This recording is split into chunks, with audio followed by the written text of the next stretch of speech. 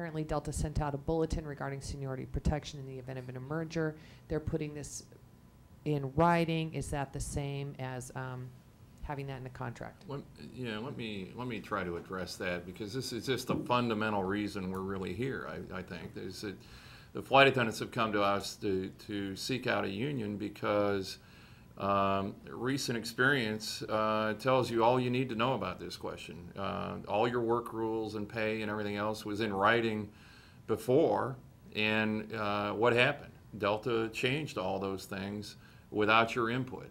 And the difference is, if you have a contract and they change it without your agreement, you can file a grievance, the union can sue the company, whatever needs to be done to protect your rights.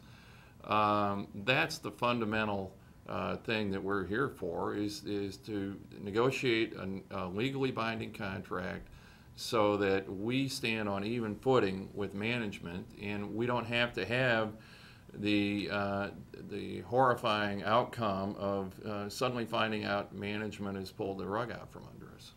Well, and it's more than that, David, if I could just add. I mean, I don't think as a professional group that any flight attendant group should have to rely on the generosity of management. And just think back over the past few years about this sort of revolving door in the executive suites.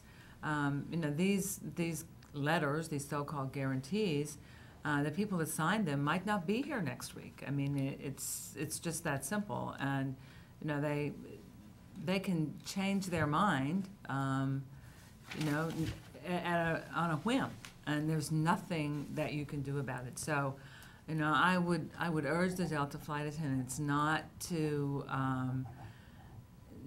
find themselves in a situation a year from now where they have believed that this particular management team will take care of them and look out for their interests, and then find out after they've had an opportunity to have that in a legally binding contract and rejected that, that this management team has said, oh, well, circumstances have changed, and so we're very sorry, but, today's memo says we really can't promise you that. Don't let that happen to you. Can I give an example that makes that point? Yes. At the Velvet Rope, there were some promises made about things that were going to change by some executives, the leader of in-flight, the CEO, and those people are no longer with us. Who do we hold accountable for those promises that even if they were in writing, they weren't legally bound by? And so it becomes a matter of accountability back to management. I mean, management holds me accountable for my job and the way I perform it. How do I hold them accountable? The only way to do that is through a legally binding contract.